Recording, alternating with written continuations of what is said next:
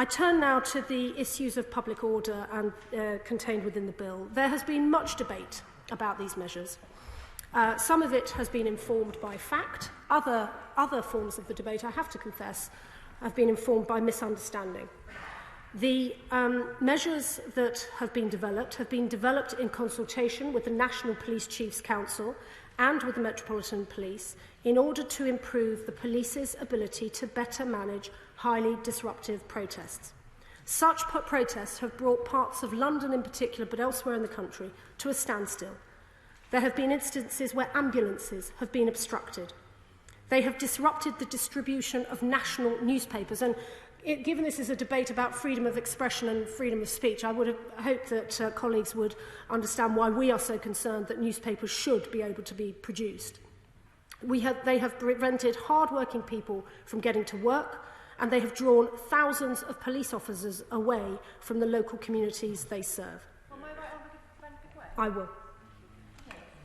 As the member for the Cities of London and Westminster, which sees 500 protests in Westminster every year, would my honourable friend agree with me that human rights for protesters is absolutely important, but so is the human rights of local people who live yards away from this place?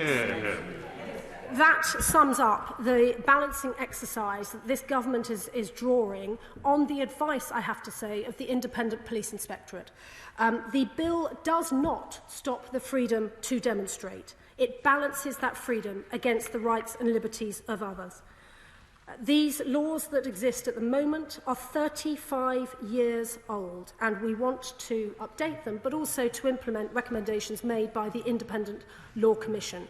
It will continue to be the case that the police attach conditions to only a small proportion of protests. And just to put this in context, in a 3-month period earlier this year, the National Police Chiefs Council assessed that out of more than 2,500 protests, no more than a dozen had conditions attached to them.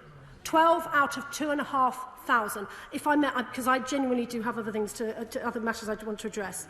In deciding whether to do so, including in respect of the generation of noise, they will continue, as now, to take into consideration protesters' freedom of speech and assembly.